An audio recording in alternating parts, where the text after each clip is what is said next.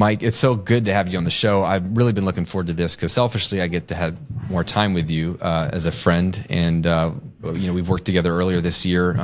You coached me. We had like 90 days of working together, and I got to spend some time with you up in Nashville. And it's been a great experience, and I feel like I had a lot of breakthroughs working with you. So I'm excited to bring you on to share with my audience some of what you do. So glad to have you, man. Well, Graham, likewise, dude. Selfishly, I always love hanging with you as well, and it's a joy, man. You're a light, and you're a creative genius, and a gift to the world, and so it's gonna be a ton of fun to dive in, man. Oh, well, I'll send you $100 after this for saying all that. Thank you so much for obliging. Just if your wife's mad at you, just shoot me her number and I'll remind her you're a gift to the world. So, man, what a great service. Can we do this like on retainer? I think that'll be very useful. See, babe, I'm awesome. So here's what I want to start real quick, just a little bit of context so that for the audience with us, because I reached out to you. No, I was connected to you through Kristen Boss. I think she connected us. Mm-hmm. And I was looking for another coach.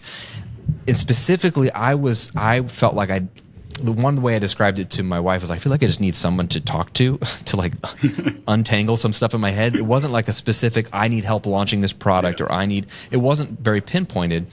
And Kristen's like, oh, I know the perfect guy. So she connected us.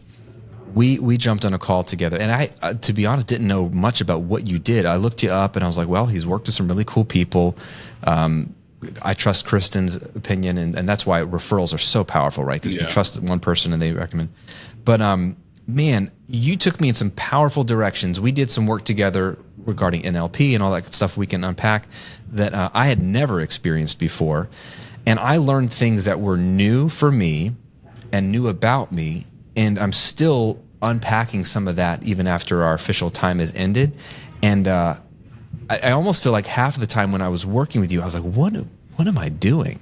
Didn't even fully understand the work we were doing in the moment, but it is becoming more evident as time passes. So it was just a wonderful experience. And I will just say, man, you are one of those people that the moment we got together, let's say for the VIP session in Nashville, you showed so much class, and you loved on me so well, and it's thoughtful touches, and just like you're the real deal. You're not just like, hey, I'm coming down from the mountain as the guru in this area, I'm going to help you with this.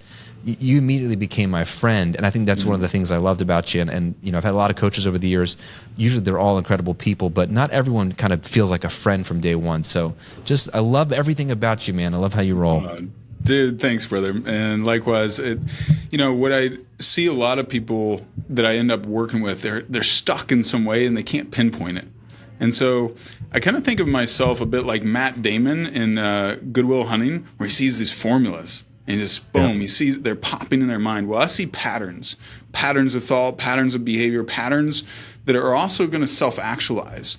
Because when we are speaking and acting in a way today, it projects into tomorrow, projects into next week, projects into next month and next year. And I like to say our words today are our boomerang tomorrow. Those words come back and they smack you in the face, the patterns, the beliefs, the identity, the energy. So to rewire our destiny, we often have to do that deep psychological makeup rewiring, which for me, I think it comes down to rewiring your identity, rewiring those beliefs that support that identity, and then thinking of how do I rewire the energy. So sometimes I think we can become emotionally constipated. How do I rewire that stuck energy so that it fuels whatever I want to create in the world? Because the energy is the fuel. And Einstein and Tesla also talked about how the energy of the future, or the medicine of the future, is energy. And we're just now starting to understand it. There's so much I don't understand, so much that some of these astrophysicists still don't understand about energy. But, if you tackle all three of those, you can rewire your whole psychological makeup.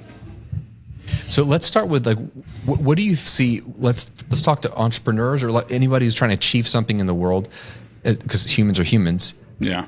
What are the blocks? Like where are people getting stuck? And they think it's an information problem, or I just need a strategy problem. Where do you come in and help people and what is the problem they're actually facing, like inside their head that they don't even know about? Like I didn't know I had some of these blocks. Yeah, I think all of us were made up of what I would call programming. And programming is this unique mix of your worldview, your beliefs, the patterns that were almost seared in you as a child or as a young adult, as an entrepreneur, as a husband, wife, whatever. And then also the beliefs, the traumas, the societal norms that you've unconsciously accepted. Also the meaning that you've accepted about who you are, what you're capable of, and who you can become. Because unconsciously we make agreements all the time.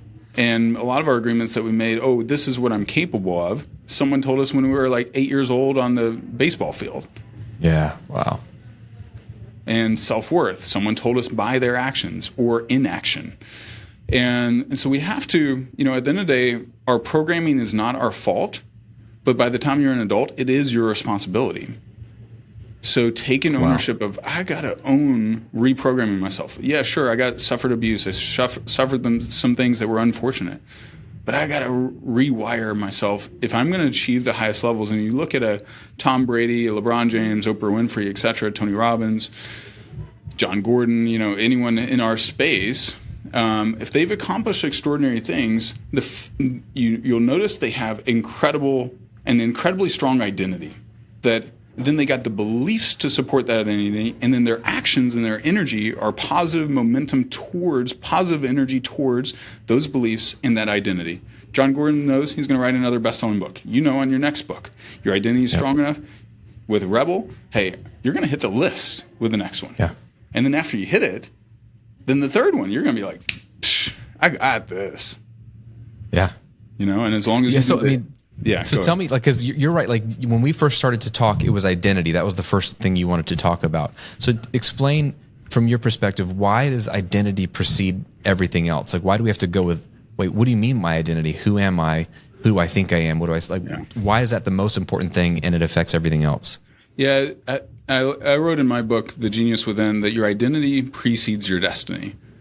And when you think of your identity, so one of my favorite examples, and I think it was the first book I had you read as well, and David perceived him as king. So there's that verse in Chronicles where David had already been proclaimed the next king of Israel, but he hadn't accepted it. He didn't receive and agree with it yet. So it hadn't actually become part of his identity. It was part of his potential identity. When he accepted, it says in Chronicles, and David perceived he was king. When that shifted, then he received, accepted, and became, and was willing to step into that. So it's almost like our identity is our self-label of who we are, what we're worth, and identity can be how much money we're worth. Like, oh, I'm worth $100,000 a year, or I'm worth $1 million a year, or I'm worth $20 an hour. Right. Wow. So rewiring, learning how, and there's also usually a gap. I was sitting with another entrepreneur that coaches a lot of female CEOs yesterday, and I was doing some rewiring on her while we were. It was a coffee meeting, but I was like, all right, let's. I see some limiting patterns here, and we worked through some of them. And her language patterns. One of the things she was saying is also it's hard. She said it's hard like 3 or 4 times within a 5-minute span. And I was like, Tiffany, let's observe your language, because this story, belief, it has to be hard, also reflects an identity. That it can't be downhill, it can't be smooth, it can't be in flow and creating and building and all that. And then you're going to be projecting that energy of struggle and Protestant work ethic and toxic hustle. And even though she's teaching women on how it can be easy and like it doesn't have to be this toxic hustle culture, but her language patterns didn't support that identity and didn't support those beliefs. So then we started reframing it. That's so powerful. It's interesting. 2 things that come to mind for me. One, I don't know do you know Cliff Ravenscraft? Yeah, I know of him. He was he was the podcast answer man. Like that was his thing years ago. He got like Michael Hyatt into podcasting. He got Amy Porterfield into podcasting. Pat Flynn into podcasting. It's kind of wild. But then he got into mindset coaching years later. But he shares this story of how when he was helping people with podcasts back in the day, like he was like the guy to help you launch a podcast. This is like 17 years ago, and nobody was podcasting or knew how to do it. He did like freelance services for people, and he had a client. He tells this story. He had a client who had a problem with his podcast setup. Cliff jumped on a call And within 2 minutes, like he charged by the hour, whatever, I might have been $50 an hour, $100 an hour, whatever it was. Within 2 minutes, he solved the problem because he knew exactly what it was, because this is what he's been doing for a decade. Yeah. And the guy was ecstatic, and he said, "Great, send me the invoice." And Cliff never sent him the invoice for that hour of service, because he's like, it was only 3 minutes. Like he never got paid for it. But he tells the story of how he believed for so long that if you spend a lot of time on something, you should be rewarded for it. And really, we're learning, right? It's the opposite. Like if he could solve your problem in 3 minutes, it should charge 10x, because now you have your whole hour back. You can go do whatever else. But it was a limiting belief of I am only worth the time I put into something. It was just similar to maybe Tiffany's, like it has to be hard, or it has to put in a lot of time. And I know a lot of people struggle with that. So I think about that, like that's more of a money story and your identity related to money, which we did some work on, which was interesting.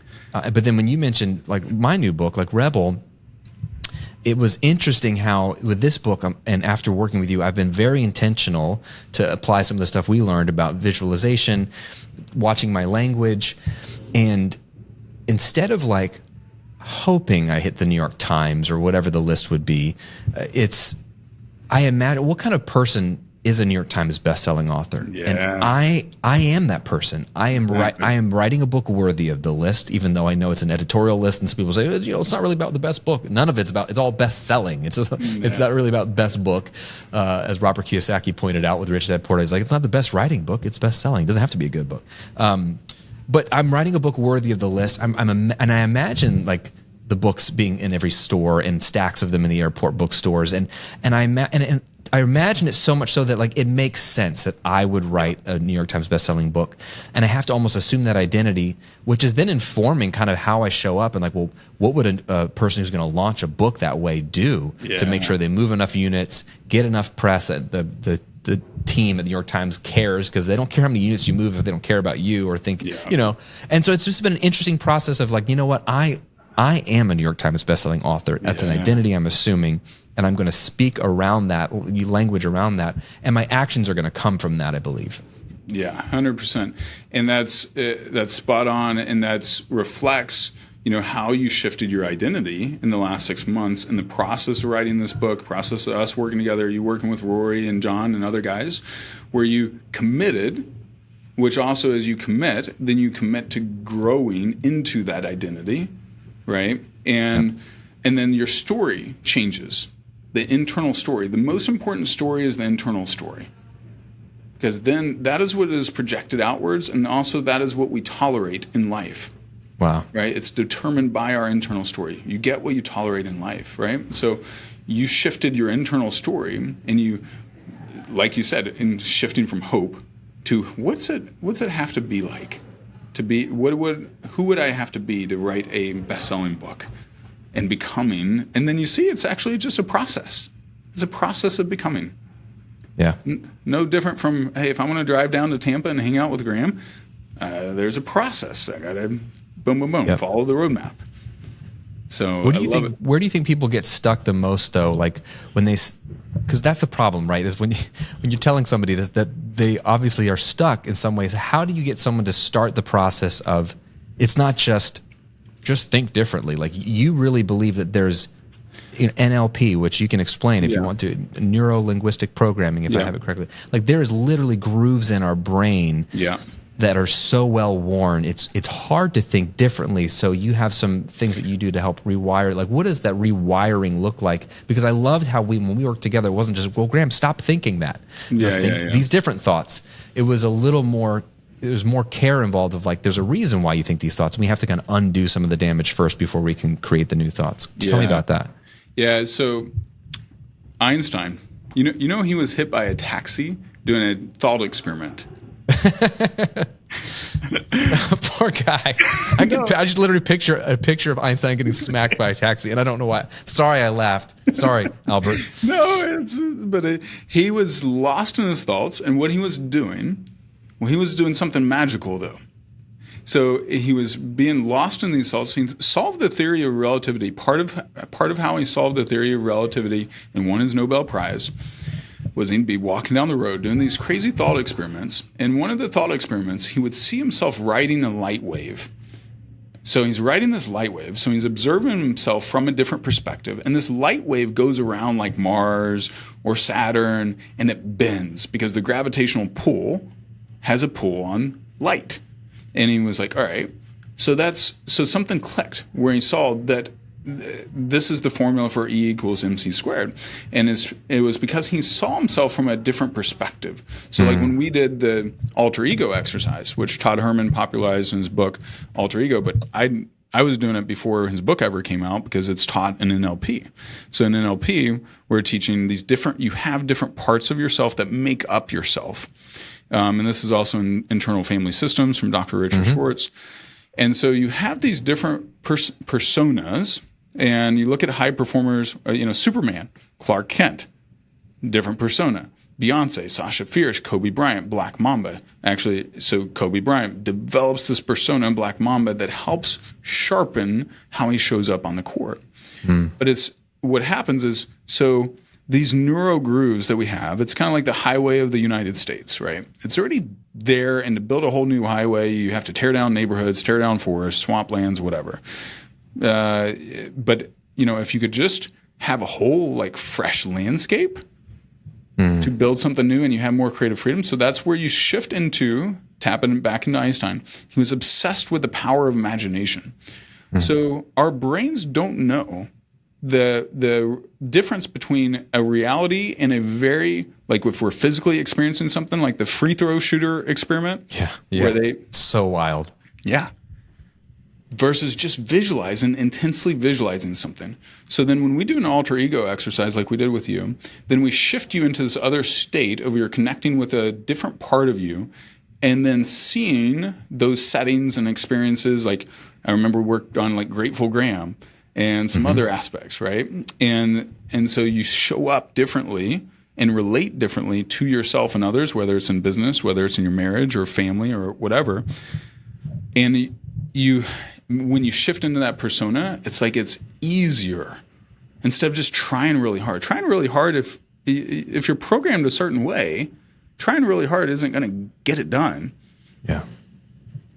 Because your brain, by the time you're 25, most of your neural patterns are pretty firmly set, unless you do radical things like move to a whole new country, learn a whole new language, create a radical upheaval in your life, or do different psychedelic medicines that double your neuroplasticity. You are pretty wired for the way you're shown up. But if you create these alter egos, now you have freedom. And my goal is to create internal empowerment for leaders to lead and guide their life and recognize that they are above even the person that's shown up today. It's so powerful. I mean, and you referenced real quick the free shooter exercise. I read about that first in Dr. Maxwell Maltz's Psychocybernetics, and he told this story. For those who don't know, they literally did a study with 3 groups, that were basketball players. One group, they said practice actually your free throws every day for a certain number of time. The other group was to not practice at all for the same amount of time for a few weeks, and the other group was to practice in their mind. So imagine themselves making a certain number of free throws, and then come back in 3 weeks and see who's better. And the people that actually practiced were the most better. They had improved by like 23%, but the people that did and the people that didn't practice didn't get any better. So that makes sense. But what's fascinating is the group that just imagined the free throws in their mind, instead of the 23% improvement that the actual practicing people did, they had a 20% improvement. So it was like almost the same amount of physical improvement, just imagining themselves making the free throw. And the point being is, your subconscious mind, your mind can't tell the difference between a real or imagined experience sometimes, which is powerful for positive or negative. So I just was highlighting that for people that aren't familiar. And when you start to unpack that stuff, you're like, no, that's crazy. But then you start to see, like Olympic athletes. I look at when the Winter Olympics are happening and the skiers are up there in the top, or even the gymnasts in the Summer Olympics, like you see them like their eyes closed and they're kind of bending their body. They're going through the twists and the flips they're going to do when they hit the vault in their mind. And they're pre-experiencing it so that it becomes muscle memory. And it's like you can actually get benefit from imagining things in the mental realm that translate into the physical realm. That connection, when I saw that made me really stop and think maybe there's something to this. And what you're saying, which I think is maybe hard for some people to start out is, you said, you got the highways built already. How do you create this new landscape? And I think adults in America, at least, and definitely in the West, but that's specifically in America, we're not taught to imagine. No. We're not taught to be curious. Like, curiosity is beat out of us. Imagination is beat out of us once you're an adult. And so those are skills that don't seem useful in this modern era. So it's actually hard. It's not hard for kids to do this. And it's not hard for us to do this when we were kids, but for some reason this is like, this feels weird. This feels awkward. I joked with you, if my wife bumped into us during our VIP session in Nashville, she would have looked at me, what are you guys doing? There's music playing, my eyes are closed. But I'm allowing myself to not think like rational Graham, like business owner Graham. Yeah. This is how marketing works. This is how you write. It was like, can we just imagine what could be and start to use that part of the brain that's maybe a little dormant? So maybe talk about, like, where do people get stuck there? And when you work with people, is there resistance to even like go to this place of imagination? Or are they like, how is this going to help me? Or do you find that people are so desperate that they're ready for whatever? I find both. I think there's often resistance, but there's also often desperation because they don't know. Like they know they're stuck. But then their brain, again, is where I go back to. It's their programming. Even with my wife. My wife had a crazy traumatic childhood. And so there's a lot of triggers. Like today, before, she was late for our daughter's school meeting to get her a review. And our daughter's only 2, so it's not a big deal. It's not like... Yeah. But guess what? She started getting all stressed, lashed out at me, running out the door, frantic energy and all this stress. And I didn't take it personal because I recognize it's her programming. And while it's way better than it was before, it's like half of what it was before. She would have had a panic attack before. Wow. And, yeah. Right? And because she was running late. She hates being late because she got in trouble as a child. So the programming that was kind of seared in, I'm in trouble, I'm a bad mom for showing up late to my daughter's report card review thing. Yeah. And I'm like, she's 2 years old. What are they going to say? Right. But you didn't tell her that, though. Like, babe, this is stupid. Why are you flipping out? That's not going to work. Yeah, exactly. It's not going to work. That wouldn't work either. My programming used to say that. And it still sometimes does. But and that leads to fights. So my programming has been rewired mostly. But so we have to remember, so our brain is wired to keep us safe, not to make us thrive. So the people say that again. That's so powerful. Our brain is wired to keep us safe, but not to make us thrive. So the people that master any game they're playing, master oneself, master a game of business, master marriage, master parenting, whatever, they've learned to master themselves. And if you come from, we all come from some junk. We got some junk in the trunk. So we have to clean that out and rewire. And that takes a lot of intentionality around your conscious beliefs, but especially your subconscious. Because 99% of our thoughts are subconscious, and we have 60 to 70,000 thoughts a day. One of the other big hurdles that we have to overcome is 90% of my thoughts today are the same thoughts I had yesterday. Wow. And then 90% of tomorrow's thoughts are going to be a repeat of today's. So there's a problem, right? Yes. But how we get to rewire is and that's why hypnotherapy is also really important. That's why what we do in NLP is, we bypass some of your conscious thoughts and we created integration. Because when we are in disintegration or disharmony, internal disharmony, Jesus, Abraham Lincoln, etc., said a house divided against itself cannot stand. Well, I want your conscious mind and your subconscious mind to be integrated and integrous, as well as all the other parts of you.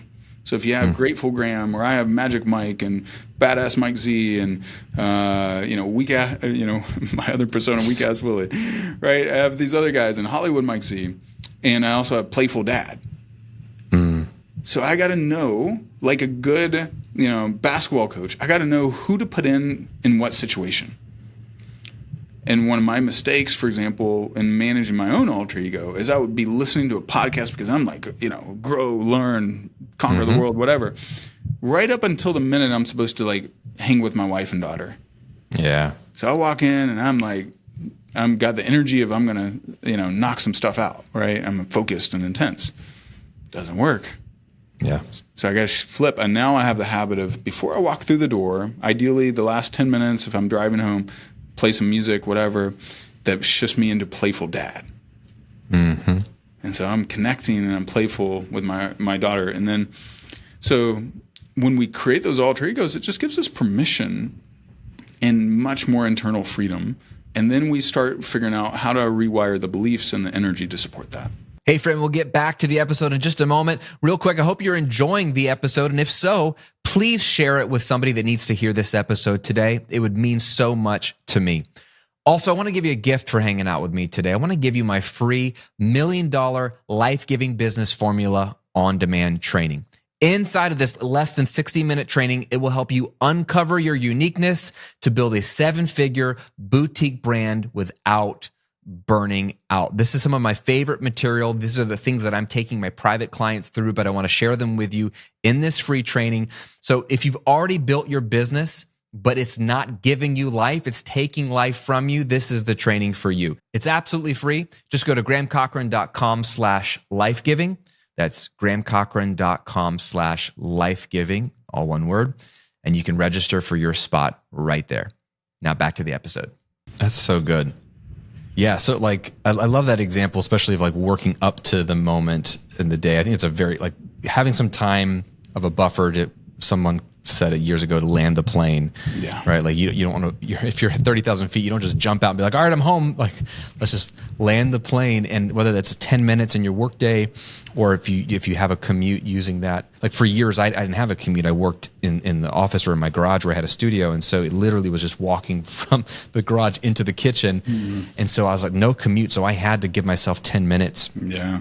To either, like, sometimes it was to do some light reading or something fun I wanted to do, but a lot of times it would just be to sit. And I think John Acuff said this years ago, like there's like the pause that refreshes, and he would just like take a deep breath before he like open the door, even for a few seconds, like, wait a second, I'm entering a new space. It's not the same space. And I love how you put it. I can't even really show up as the same part of me in this world. It's not that there's a bad part or a good part, or even a work part or a home part, because it's all integrated. But there is a way of thinking in this moment. I have to show up more fully as the playful dad, attentive husband.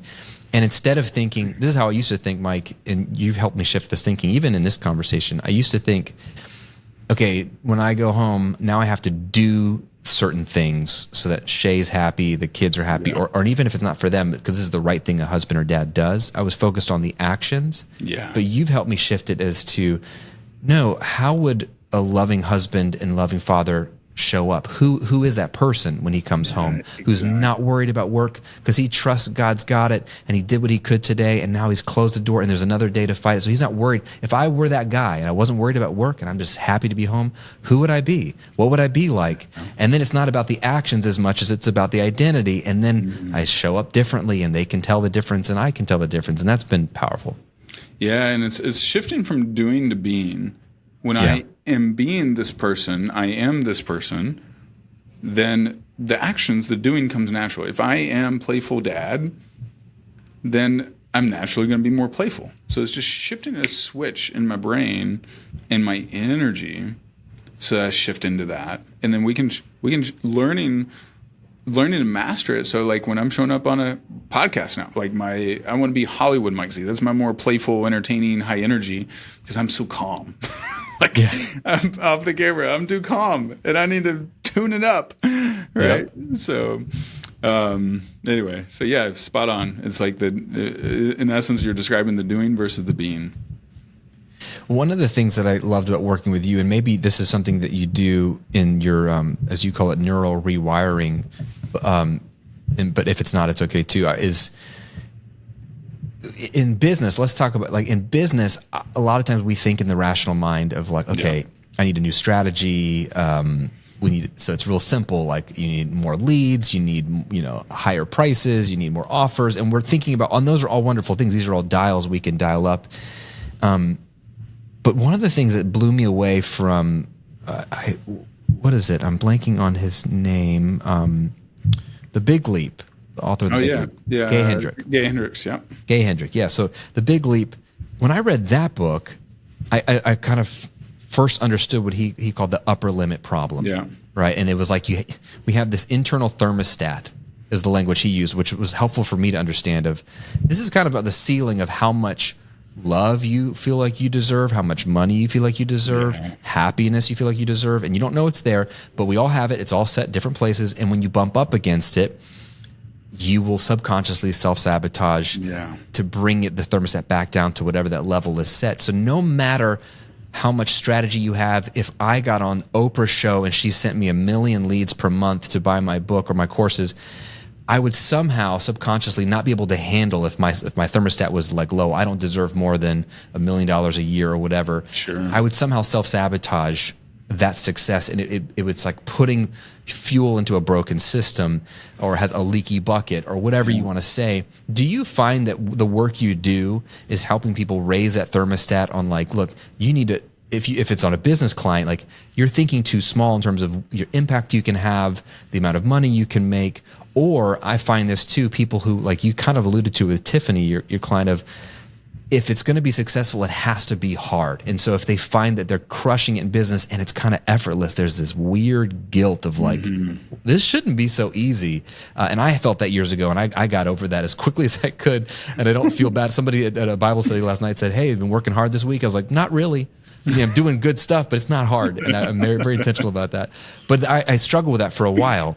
Do you find that like that's some of the work you're doing is helping people raise that thermostat? 100%, because it comes down to an identity as well. Like Tiffany, for example, what's her body saying? Your body will not let you hurt itself unless you're like a Navy SEAL and you can bypass and you know how to cut off your own hand, right? So you have to be an extreme, like to be able to bypass. But a normal, healthy, functioning adult. So Tiffany's saying it's hard, so more growth means more hard. And if her body is already saying I'm tired, which it was, I was like, her body's going to say no. Yeah.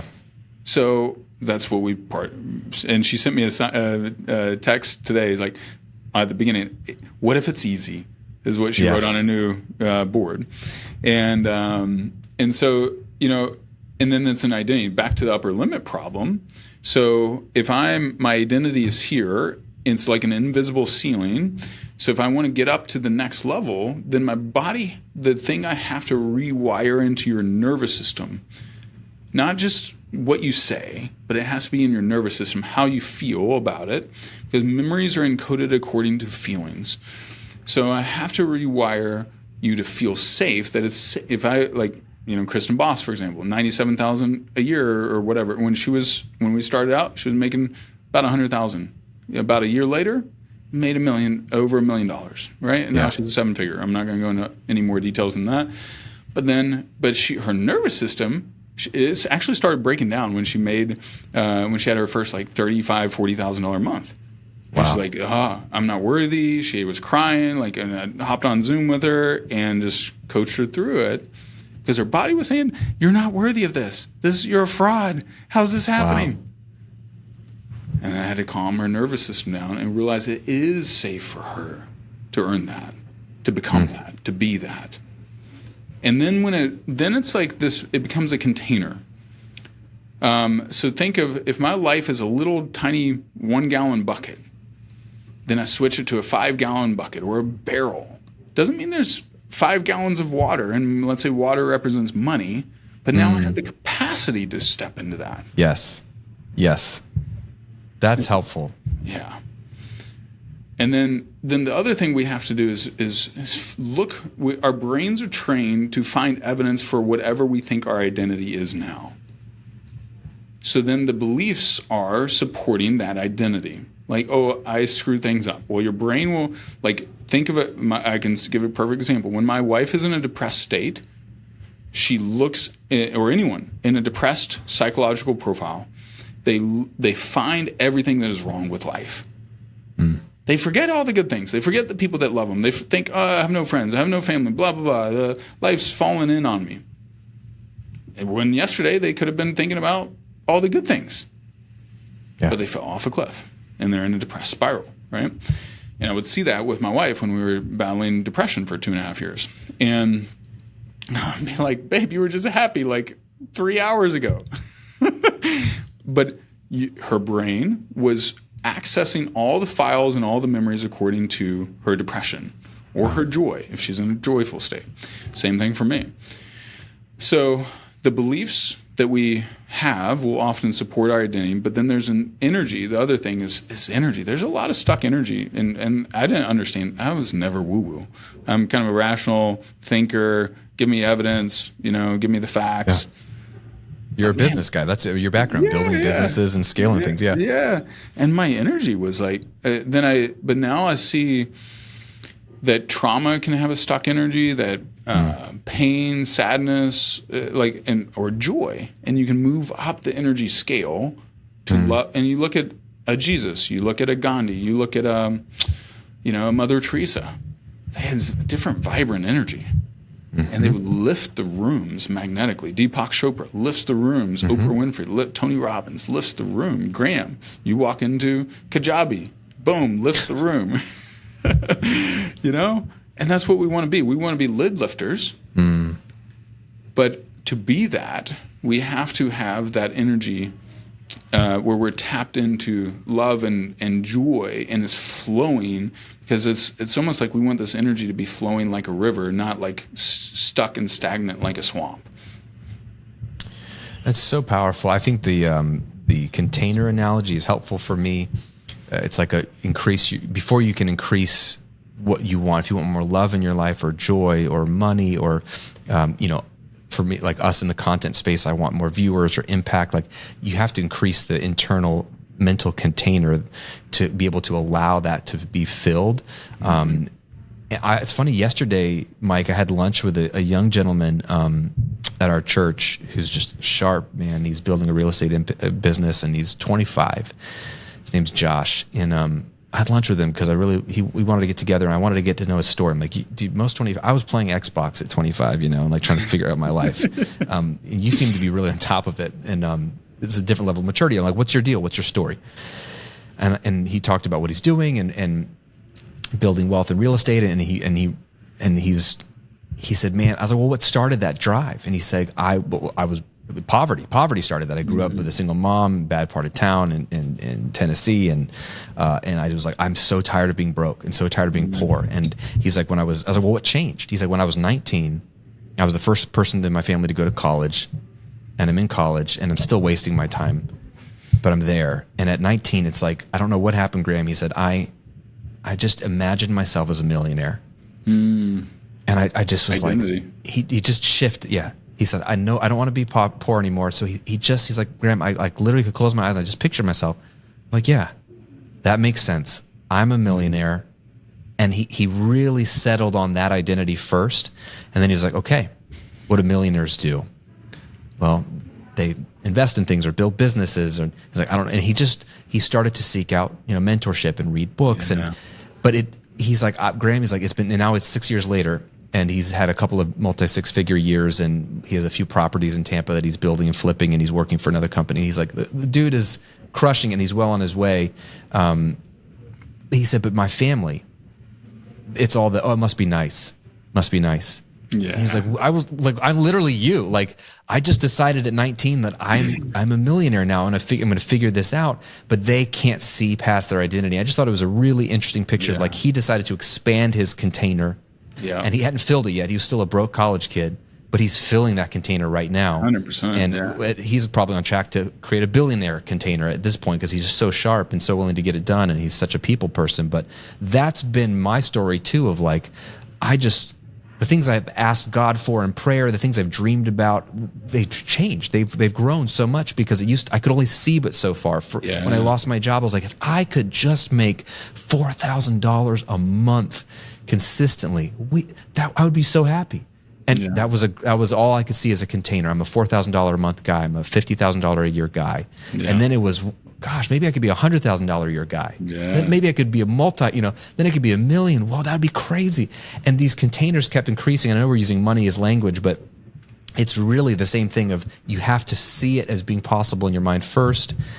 And then I think so many of us, and I'm a how person, I would get hung up on the how. Well, how is that possible? But the how is not a great first question if you don't believe that you could be that person first. Yeah, spot on. And how throws monkey wrenches in our story, and we have to, so many of us believe we have to figure out the how before we can really start, and that's just a total BS myth. Look at Elon Musk. 2018, get this, 2018, he was 2 hours away from being bankrupt with Tesla. That's crazy. And SpaceX wasn't far behind, right? Like both businesses in the period of 2016 to 2018 were almost on the edge all the time until he finally got the breakthrough with the Model S and then the NASA contract and all that. And now he's like worth whatever, 250 billion or something. It's insane. Or more. Yeah. And he creates new companies all the time. Like, oh, I'm going to build a boring company, tweeting he's stuck in traffic. And he creates it. Because he believes he has an identity that says, yes, I am capable of this. And then his beliefs will match it, which then he takes positive energy, positive movement towards it. And so I think in that kid you're talking about, yeah, he's going to be there because he's making positive energy. And he's also putting himself, the other thing is, our reality, our environment either supports or undermines the reality that we want to create. And so that kid's being intentional about putting people like you in his life, right? Mm-hmm. Because now he's going to see, oh, it is possible. This is how I can do it. And some other practical ways you can do this, I've done it. Like my wife really likes this one really nice hotel in Ireland. It's like $1,200 a night. Mm-hmm. And when we were there in 2020, I was like, I'm not paying $1,200 a night for this thing. I love you, and babe, then my psychology doesn't support that at that time. But I was like, all right, but also I'm like, that's a limiting belief to say I can't afford this. Mm-hmm. So what am I going to do? I'm going to start moving my nervous system into feeling safe with that place. So we bought the $100 person lunch thing that has all the fancy sandwiches on like 5 trays because it's a British high tea or whatever. Heck yeah. So we did that, and we had that 3-hour lunch in that beautiful environment, took pictures and just easing my mind into it. I've done before I bought my first Tesla, I'm going to get another one. I have an Audi now, but when I get a Tesla, but at the first time I was like, I rode in someone's and it felt amazing. And then I was like, I went and test drove one 6 months before I wasn't planning on buying it 6 months later, but my brain had kind of shifted into, it is possible for me to have a Tesla. And then I figured out a way, the how. Mm-hmm. And so I'm 100% with you, man. It's like you gotta move your identity, move your beliefs, and move your energy and environment to support the reality that you want to create. And it is, Henry Ford was bankrupt at age 43 for the second time. 10 years later, world's wealthiest man. And those things are possible for any of us at any season of life. That's so powerful, man. Oh my gosh, I could go on and on about this. I have one last question before we get into that, though. You have a couple of practical resources people can get, because I have a feeling they're going to be like, how do I start rewiring my brain? So what resources can people jump onto for free to start practicing this stuff? Yeah, so I've got I call it Rewired Guide, and it's really an ebook. It's phenomenal. It breaks down everything from neuroscience, alter egos, how to rewire your identity, your beliefs, and your energy. It goes through healing trauma. We didn't get into healing trauma as much in this conversation, but the other aspect of when you heal, trauma is a big deal for a lot of leaders, and we're most of the time unaware of some areas of trauma we might have. So we go through a lot of that from the peak performance psychology. I also talk about flow state. The other thing that when you shift into flow state, you're 500% more productive and you release all 6 neurochemical cocktails.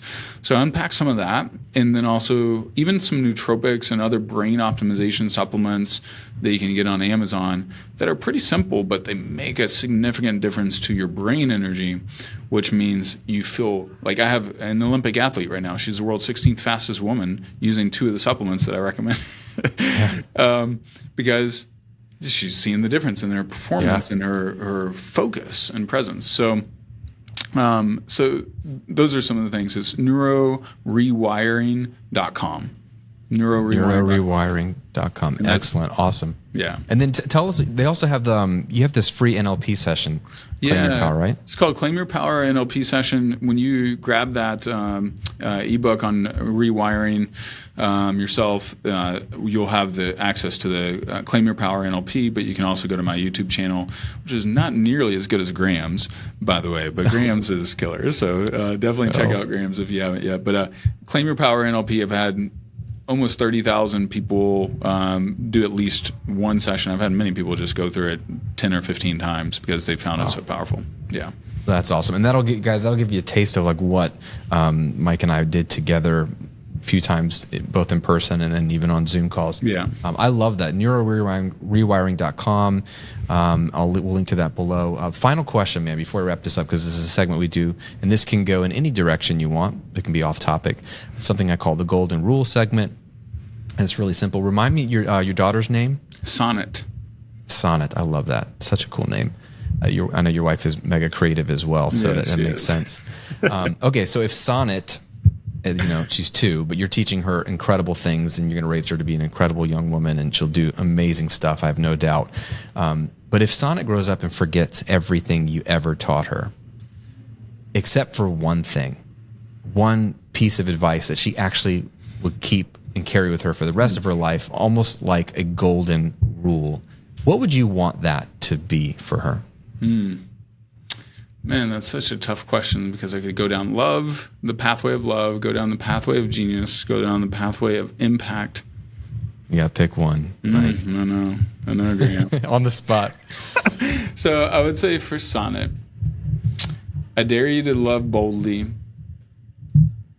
while pursuing your genius without setting limits on your impact on the world, because your life is meant to be lived out loud and to be an example to stretch others into the realm of possibilities for their own life. So live boldly, pursue your deepest areas of gifting, because you will find your deepest areas of flow, and impact will follow as you step into those 2 areas, knowing you are meant to serve and unlock people's gifting and joy and capacity for love. So that was not a one sentence, but you cheated, Mike. It was beautiful, but you cheated. You snuck them all in there. Hey, man, I have a coach at the gym says if you ain't cheating, you ain't trying. So I love it. That's beautiful. And one thing you did say in there that I thought was great is no limits. Yeah. And there's just no limits. I love how you help people remove those limitations so that they can achieve all the things that they're meant to achieve. Yeah. Well, dude, thanks for having me on. And dude, it was such a pleasure also, working with you on the VIP side. Love how you show up. And I can't wait to connect with your audience and see how I can support them as well in their journey. But dude, and I can't wait for your next book. Rebel's going to be epic, man. This is going to be a big stepping stone for you in your journey. Yes, sir. Thank you so much, man. I'm pumped for it. Everyone, Mike Zeller, go check him out. MikeZeller.com. Check out neurorewiring.com for the free ebook. And Mike, it's been a pleasure, man. Love you. Appreciate you. Love you, bro. See you soon.